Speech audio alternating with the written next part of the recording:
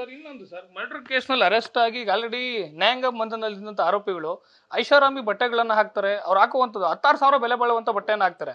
ಆ ಆರೋಪಿ ರೋಡಿ ಶೀಟರ್ ನಾಗ ಅಂತ ಸರ್, ಅವನು ಒಂದು ಅಷ್ಟು ಕಾಸ್ಟ್ಲಿ ಬಟ್ಟೆ ಹಾಕಕ್ಕೆ ಅವಕಾಶ ಇದೆಯಾ ಸರ್ ಅಲ್ಲಿ ಅಂತೇಳಿ? ಅಂದ್ರೆ ರಾಜಾರೋಷವಾಗಿ ಜೈಲ್ ಒಳಗಡೆ ಅವ್ರು ಚೇರ್ ಹಾಕೊಂಡು ಕುತ್ಕೊಳ್ಳಿಕ್ಕೆ ಈ ರೀತಿಯಾದಂಥ ವಾತಾವರಣಕ್ಕೆ ನೋಡಿ, ಅಲ್ಲಿ ಬೀಟ್ ಅಂತ ಇರ್ತದೆ, ಏರಿಯಾ ಅಂತ ಇರ್ತದೆ. ಆ ಏರಿಯಾಗೆ ರಿಸ್ಟ್ರಿಕ್ಟ್ ಮಾಡ್ತಾರೆ. ಆ ಏರಿಯಾದಲ್ಲೇ ಇರಬೇಕು, ಆ ಬೀಟ್ ಏರಿಯಾದಲ್ಲೇ ಇರಬೇಕು ಅವನು. ಆದರೆ ಇವತ್ತು ನಟೋರಿಯಸ್ ರೌಡಿ ಅವನ ಜೊತೆ ಇದ್ದಾನೆ ಅಂತ ಹೇಳಿದರೆ ಅಲ್ಲಿ ಲೆಕ್ಕ ಹಾಕ್ಕೊಳ್ಬೋದು. ನಾವು is free for all type.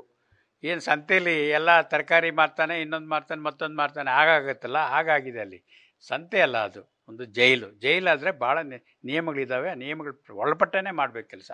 ಈಗ ನೀವು ಅದನ್ನು ನೋಡಿದ್ರೆ ಜನ ಏನು ಹೇಳ್ತಾರೆ, ಪೊಲೀಸರು ಇಷ್ಟೊಂದು ಕಷ್ಟಪಟ್ಟು ಅವ್ರನ್ನ ಜೈಲಿಗೆ ಕಟ್ಟಿದ್ದಾರೆ, ಅಯ್ಯೋ ಏನಾಯ್ತಪ್ಪ ಇದು, ಮುಂದೆ ಏನಾಗ್ಬೋದು ಅಂತ ಒಂದು ಅನುಮಾನ ಬರಲ್ವಾ? ಅದಕ್ಕೆ ಕೇಳಕ್ ಬಂದಿತ್ತಮ್ಮ. ಒಂದ್ ಕಡೆ ತನಿಖಾಧಿಕಾರಿಗಳು ಸಣ್ಣ ಪುಟ್ಟ ಎವಿಡೆನ್ಸ್ ಅನ್ನು ಬಿಡದೆ ಕೇಸನ್ನ ತುಂಬಾ ಸ್ಟ್ರಾಂಗ್ ಆಗಿ ಮಾಡ್ತಿದ್ದಾರೆ.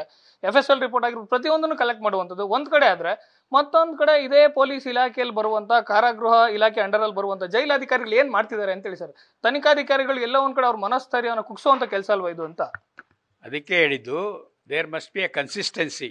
ಏನು ಎಷ್ಟು ಕಷ್ಟಪಟ್ಟು ಪೊಲೀಸರು ಕೆಲಸ ಮಾಡಿದ್ದಾರೆ ಅದನ್ನ ಹಂಗೆ ಮುಂದುವರ್ಸ್ಕೊಂಡು ಹೋಗಬೇಕು. ಜೈಲಧಿಕಾರಿಗಳಿಗೂ ಕೂಡ ಅದೇ ಮನೋಭಾವ ಇರಬೇಕು.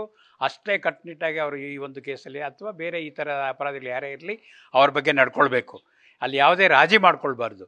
ಏನೋ ಸಾಮಾನ್ಯ ಯಾರೋ ಒಂದು ಪೆಟ್ಟಿ ಕೇಸ್ ಮಾಡಿದ್ದಾನೆ, ಇನ್ನೊಂದು ಮಾಡಿದ್ದಾನೆ, ಯಾವುದೋ ಒಂದು ಬೇರೆ ಕಾರಣಕ್ಕೆ ಬಂದಿದ್ದಾನೆ ಅಂತ ಹೇಳಿದ್ರೆ ಅದು ಬೇರೆ. ಇಲ್ಲಿ ಭಾಳ ಗಂಭೀರವಾದಂಥ ಪ್ರಕರಣ. ಒಬ್ಬ ಪ್ರಖ್ಯಾತ ನಟ ಕುಖ್ಯಾತ ಒಂದು ಕೃತ್ಯವನ್ನು ಮಾಡಿದ್ದಾನೆ ಅಂತ ಹೇಳಿದ್ರೆ ಯಾರೂ ಕ್ಷಮಿಸೋಕ್ಕಾಗಲ್ಲ. ಆದ್ದರಿಂದ ಇದೊಂದು ಉದಾಹರಣೆ ಆಗಬೇಕು ಸಮಾಜಕ್ಕೆ ಅಂತ ಹೇಳಿದ್ರೆ ಅದನ್ನು ನಿಯಮನ ಅವರು ಕೂಡ, ಜೈಲಧಿಕಾರಿಗಳು ಕೂಡ ಪೊಲೀಸರು ಎಷ್ಟೊಂದು ಕಟ್ಟುನಿಟ್ಟಾಗಿ ಮಾಡಿದಾರೋ ಅದಕ್ಕಿಂತ ದುಪ್ಪಟ್ಟಾಗಿ ಮಾಡಬೇಕು.